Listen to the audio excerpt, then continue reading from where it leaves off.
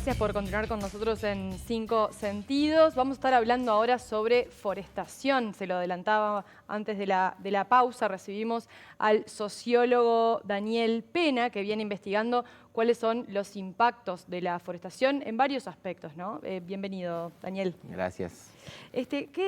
Uno de los impactos, si se quiere, cuando hablamos de deforestación es qué pasa con el trabajo, ¿no? ¿Qué pasa con el trabajo cuando se instala una empresa, una industria de este tipo? Y según los datos que vos has venido manejando, no ha tenido un impacto positivo en lo laboral en cuanto a la cadena de trabajo. ¿Cómo se explica entonces que siga avanzando la industria forestal en Uruguay? Bueno, los datos de empleo, en realidad, cuando miramos las estadísticas oficiales del Estado, no los datos que brindan las empresas, digamos, que son sus propios datos, que los construyen de manera que los científicos no podemos contrastar, o sea, son datos que carecen de legitimidad científica. Cuando vemos los datos del INE, de Instituto Nacional de Estadística, en los últimos 17 años no ha crecido el trabajo, digamos, la cantidad de personas que trabajan en la cadena forestal, que eso incluye desde los viveros hasta las industrias de celulosa y las industrias mecánicas, los aserraderos, pero en ese mismo periodo se expande 400.000 hectáreas. Eso quiere decir dos cosas. Uno, que las promesas de empleo de las plantas de celulosa no son reales, digamos, no se cumplen en las estadísticas, no se reflejan en los datos empíricos.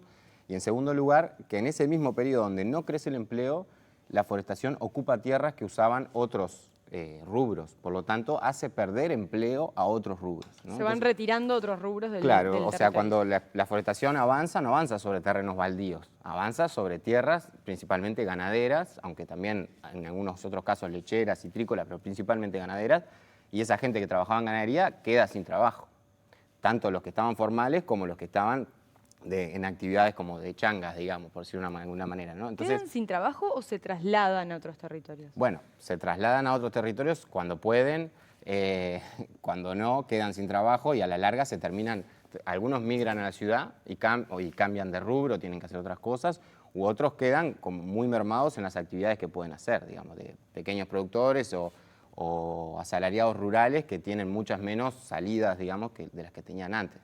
Eso se combina con otros factores también, ¿no? Estamos teniendo un precio de la lana muy bajo hace bastante tiempo, entre otras cosas por la sustitución por los plásticos, digamos, por las telas sintéticas, y eso hace que también toda la ganadería lanar haya bajado mucho, que daba mucho trabajo también. Entonces, es una combinación de factores. Pero lo que sí vemos es que las promesas de empleo no se generan y no se constatan en la realidad, y además no fortaleció la cadena, digamos, local. Fanapel cerró en 2017, 2018, o sea, la principal industria de papel uruguaya cierra, aunque hay plantas de celulosa. Tampoco es un proceso que haya impactado positivamente en ese sentido.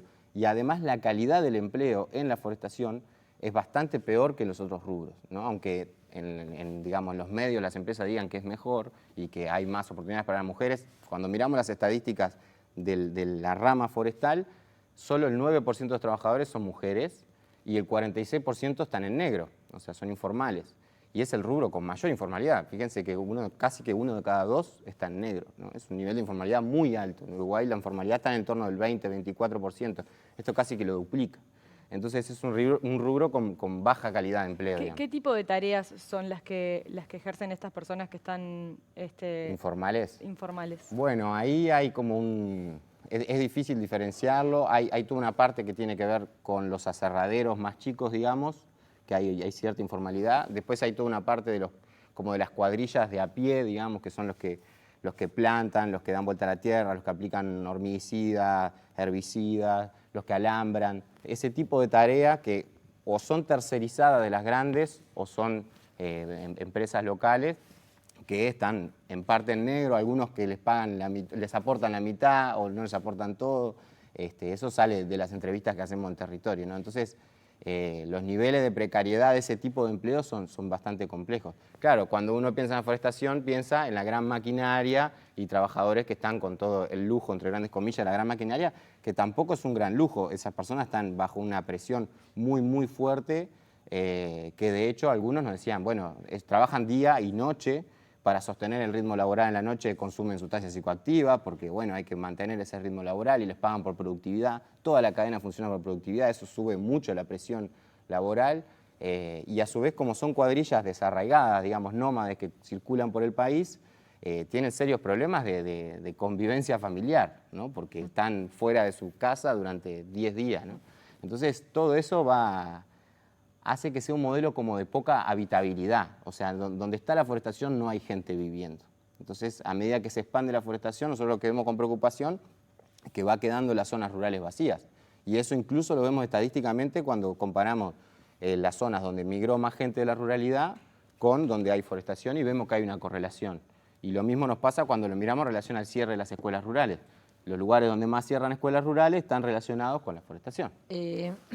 Desde que se aprueba la ley de forestación allá por fines de los 80, principios de los 90, se podría decir que efectivamente la forestación se ha convertido en una política de Estado, porque ha crecido con los gobiernos de todos los partidos políticos, incluida la izquierda, que en su momento se opuso al modelo forestal. Sí. Pero no es menos cierto que la forestación tiene un impacto en el Producto Bruto Interno. Claro. El 4% del Producto Bruto Interno es la forestación. Entonces, es un modelo que también le ha significado al país un efecto positivo, ¿crees vos, en el crecimiento del Producto Bruto Interno, en la extensión de la forestación? Uruguay, como un país agroexportador, fue visto por empresas muy poderosas para invertir cada vez que se construyó una planta de celulosa, el Producto Bruto Interno, la construcción, empleos directos, empleos indirectos. Es decir, claro, digo, desde los gobiernos se ve como algo positivo. Si uno mira hoy qué está pasando con la industria de la construcción y ve una caída del sector de aproximadamente el 3%, no pasa esto cuando está en expansión la forestación. Claro, sí, sí, o sea, es tal cual lo que estás explicando, pero creo que es importante que pensemos en el largo plazo, ¿no? Eso que vos estás ahora describiendo es un proceso de corto plazo, de 2, 3, 4 años, ¿no?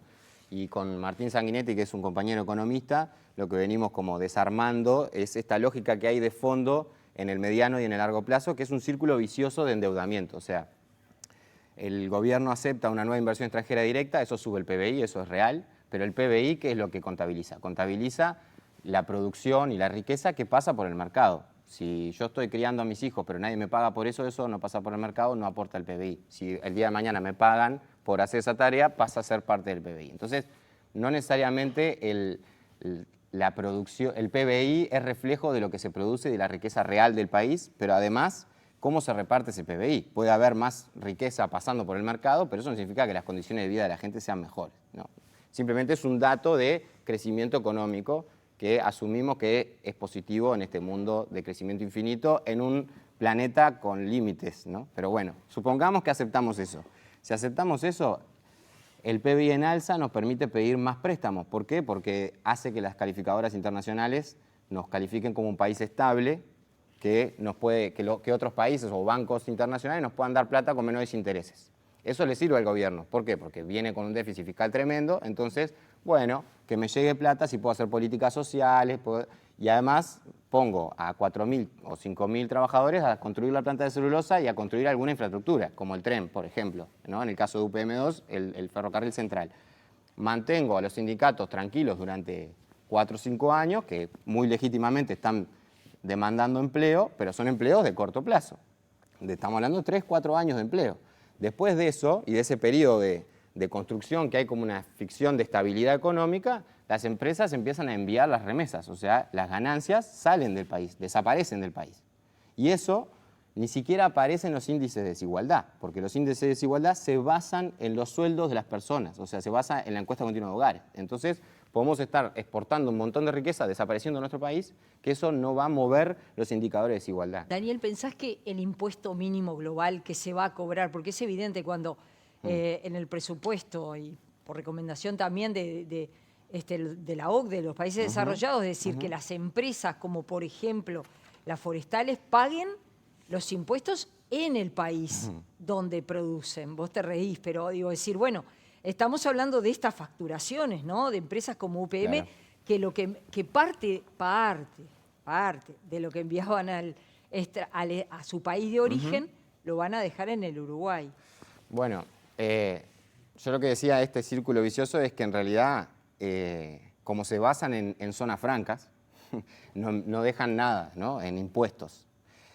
Hasta donde yo escuché, el ministro de Economía, que está muy en contra del 1%, de cobrarle al 1% y de cobrar a las grandes empresas, dijo que las zonas francas no van a ser tocadas. Por lo tanto, no creo que se le cobre ni a UPM, ni a Montes del Plata, ni a ninguna de las forestales, digamos, ese impuesto, el impuesto global, digamos. Porque bueno, eso hace parte también de todas unas ataduras legales en los momentos que se hacen las inversiones y los contratos, que hay que aclararlo, son contratos en general bajo confidencialidad, secretos, de espalda a la población, que eso también es un problema gravísimo en términos de democracia, digamos, de transparencia.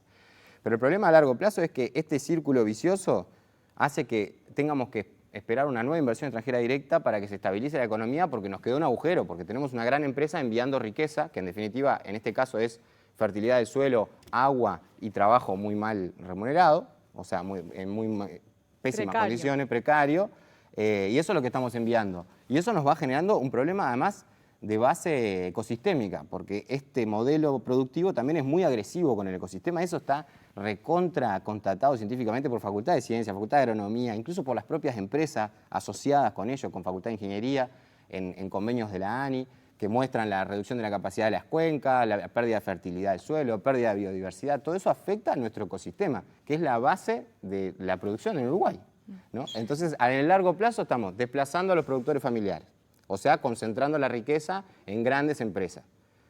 Gente que tenía un conocimiento de varias generaciones de producir en esa tierra, perdiendo la fertilidad del suelo, perdiendo la calidad y la cantidad de agua, y además nos estamos endeudando nosotros y las siguientes generaciones para mantener esta ficción de estabilidad económica. O sea, no tiene más lógica que generar una ficción durante 3, 4 años para poder ganar la siguiente elección. O sea, esa es lo que nosotros estamos viendo en este proceso, digamos. Es una política de shock de 3, 4 años para quedar bien parados, pero en el largo plazo, si ven la deuda externa, desde la dictadura hasta hoy, no ha parado de crecer.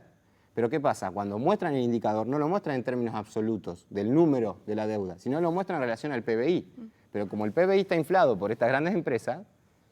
Daniel, vos hablás de 3, 4 años de frutos, digamos, que da esto, ¿no? Sin embargo, papeleras en Uruguay hay desde el año 2002, 2003. 2000, sí, en Botnia estamos hablando de 2007. Sí. Bueno, 2007 está funcionando, en funcionamiento. ¿Cómo se explica esos frutos que se recogen solo por 2, 3 años cuando hoy tenemos una industria que ya tiene 20 años? Y bueno, lo conversábamos recién, o sea, si vamos a Fray Bentos hoy, y Río Negro como departamento sigue siendo uno de los departamentos que tiene los peores indicadores sociales y de empleo, ¿no? Entonces, tuvimos un shock en esa ciudad, en Fray Bentos, llegan las grandes superficies de supermercados, por ejemplo, llega Tata a esa zona, se come los pequeños supermercados, se concentra la riqueza en el transporte, llegan un montón de trabajadores, pero cuando se termina la construcción, esos trabajadores se van y en las plantas celulosas trabajan entre 300 y 500 personas. Listo. Y que muchos de ellos son cargos técnicos de alto nivel que ni siquiera son de la zona. Son uruguayos, la mayoría de esos sí, pero no, y eso no genera un impacto indirecto significativo porque no se ve. Y lo mismo está pasando hoy en Centenario. O sea, me lo decían el otro día unas edilas en la Junta Departamental de Tacuarembó. Pasó el boom y quedó, en el caso de Tacuarembó además se engrosó el cinturón de asentamientos de la cota 69, cota 91, no me acuerdo el número, pero es de la parte que no se puede construir porque inunda por la represa, aumentó el asentamiento. Entonces, agrava de alguna manera esas situaciones. Entonces, realmente no... ¿Por qué lo hacen? Bueno, mi explicación es porque les sirve para este círculo, digamos, vicioso, que además es muy difícil de salir y que se conecta con todo el resto de las mega inversiones, ¿no? Los data centers, el hidrógeno verde, el petróleo, cualquiera de estas tienen la misma lógica. Es un proceso de shock de unos pocos años y compromete al país en el ecosistema y en la deuda a muy largo plazo. Y entonces... ¿Cómo decís vos de...? Porque bueno, digo, decir, tenemos esta realidad de modelo forestal y cómo se puede empezar como a mitigar estos efectos. Porque bueno, esta es la realidad que tenemos. ¿Qué tiene que empezar a hacer el país? Sí, para ir cambiando su modelo de desarrollo, pero también para ir mitigando los efectos negativos de la forestación. Bueno, ahí creo que yo solo no tengo la respuesta y no sería justo que la diera yo solo. Creo que, bueno, salió una declaración de 95 organizaciones diciendo varias cosas de estas, de qué se podría hacer. Creo que es fundamental ponerle un freno, o sea, que no se pueda expandir más, eso sería muy importante, frenar y generar un diálogo a nivel de los territorios de hacia dónde quiere ir la población. Alternativas hay muchísimas. Existe un Plan Nacional de Agroecología que no tiene presupuesto. Hay un montón de organizaciones y miles de personas viviendo en el Uruguay produciendo agroecológicamente a las cuales se les da la espalda, ¿no? Y eso existe, podría ser producción de alimentos de calidad a nivel local. Es otra lógica, hay que repartir la tierra y hay que vivir en el campo y generar servicios para la gente que vive en el campo. Que en este caso, además, el Estado, en esta localidad donde yo estuve estudiando, va retirando los servicios, ¿no? O sea, va concentrando los servicios en las grandes ciudades. El Estado es un aliado de las empresas en dejar vacíos los territorios. Entonces, lo que hay que hacer es lo contrario, es llevar servicios educativos, de salud, culturales a los territorios rurales más dispersos, a los pequeños pueblos y a las localidades, y a su vez promover el acceso a la tierra. Existe el Instituto Nacional de Colonización también, que podría ser mejorado muchísimo para que no haya ricos accediendo a tierra, como sucede con varios senadores de nuestro país, ¿no? Que hubiera un sistema de control ciudadano sobre quién accede a la tierra, eso podría ser también. Y bueno, y después un montón de otras alternativas que se pueden desarrollar a nivel local, que ya están sucediendo. Entonces, sería como poner el foco en qué desea y qué puede y qué ya está haciendo la población en los territorios, la pequeña producción familiar, la producción agroecológica, las alternativas ecoturísticas, hay montones de opciones. Es no permitirle a este gran monstruo que siga avanzando. El tema es que justamente el gobierno viene desde el 87 hasta ahora, sin importar el color del partido que esté gobernando, promoviendo esta actividad, que realmente es un problema porque concentra la riqueza, o sea, es un modelo que profundiza la desigualdad. Lo que pasa es que la profundiza en el largo plazo, no es que hoy pusimos la planta de celulosa y mañana tenemos más gente en situación de calle. No, es un proceso largo, pero que deriva en ese tipo de situaciones extremas, ¿no? Entonces, justamente los procesos sociales son difíciles a veces de ver porque son trayectorias de vida de una generación, 2 generaciones, 3 generaciones, ¿no? El pequeño productor pierde la tierra, sus hijos, él se muda, sus hijos después se van a la ciudad, después terminan enroscados en tremendos problemas. Bueno, son varias generaciones. Nosotros lo vemos cuando estudiamos las ollas populares, que yo también, como parte de mi trabajo en la universidad, lo vemos. Hay ollas populares en el cerro, por ejemplo, que los referentes son hijos de trabajadores citrícolas, que las citrícolas también están en este momento en un proceso de concentración, se han comido a los hortícolas de la zona de Salto y de Paysandú, y esos trabajadores hortícolas se fueron. Y sus hijos son los que hoy algunos llevan ollas populares porque quedaron en una situación ultra precaria, ¿no? Entonces, ese proceso de expansión del gran capital en la ruralidad tiene consecuencias en las vidas que después la vemos en una olla popular, ¿no? Es difícil, pero termina encadenándose todo eso. ¿Cómo, vos hablabas de 46% de informalidad en este rubro de la forestación? ¿Cómo has visto el rol del Ministerio de Trabajo en estos territorios que has investigado, por ejemplo? Bueno, no tengo mucha cosa para decir, lo que sí, yo hice un pedido de acceso a información a varios ministerios sobre las multas que tenían estas empresas desde 2006 hasta ahora. Lo que me llamó la atención del Ministerio de Trabajo, que tiene muy buen sistema de unificación de las sanciones, no como el Ministerio de Ambiente, que no tiene un sistema único, o sea, tiene las multas dispersas adentro de los expedientes y no te puede decir cuántas multas tiene una empresa, así de increíble funciona. Pero el Ministerio de Trabajo sí lo tiene un sistema informático que te las unifica, y me llamaba mucho la atención que en 2007-2008 habían un montón de multas y a estas empresas grandes, forestales de las grandes plantas de celulosa, tenían varias multas por incumplimientos en la planilla, es decir, trabajadores en negro. Pero después de ese periodo, 2007-2008, dejan de haber multas, ¿no? Lo cual es raro, porque si nosotros miramos la estadística, la informalidad es muy estable, ¿no? Y la estadística no depende del Estado ni de las empresas, depende de lo que la gente responde. O sea, vos decís que no se está traduciendo la realidad en esos datos. En esos datos, o que el Ministerio actúa en base a denuncias, o sea, y no, en algunos rubros actúa como de oficio, digamos, ¿no? En el turismo a veces actúa de oficio, pero en el caso de la forestación no me parece, pero es como un indicador indirecto, no lo puedo saber, pero es muy curioso que después de 2008 hay muy pocas multas y la informalidad sigue estando muy alta, ¿no? Entonces ahí está pasando algo que el Ministerio o no está viendo o está bajo presión para no ir a inspeccionar o no lo sé. Algo sucede, digamos. En el periodo anterior, a partir de una iniciativa de Cabildo Abierto, se intentó impulsar una limitación a la forestación. En su momento contó con los votos del Frente Amplio. Finalmente el proyecto obtuvo la mayoría y fue vetado por el expresidente Lacalle Pou. En este periodo hay información por parte del Poder Ejecutivo de que podría haber una nueva ampliación de la forestación. ¿Ustedes tienen información al respecto? Recientemente vino a nuestro país el embajador de Finlandia, no sé si eso tendrá algo que ver, pero ¿tienen alguna información? Bueno, la Sociedad de Productores Forestales, que es la gremial de la forestación, hace unos desayunos donde hace como una suerte de evento público que muestran sus datos. En ese evento, Alejandro Sánchez, el secretario de Presidencia, dijo que estaban interesados en duplicar el área forestada, o sea, pasar de 1.200.000 que tenemos hoy, hectáreas, a 2 millones y algo. Eso sorprendió a los propios forestales, o al menos eso aparece en la prensa, y nos sorprendió a los que investigamos y sorprendió a las organizaciones. De hecho, eso derivó en esta carta que envían las organizaciones.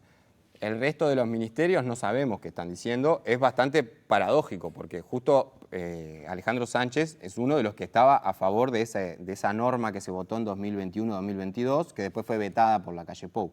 Es bastante extraño que se haya dado vuelta completamente en su perspectiva.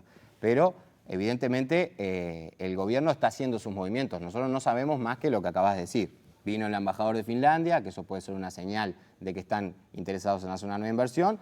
Y pocas semanas después, Alejandro Sánchez dice eso.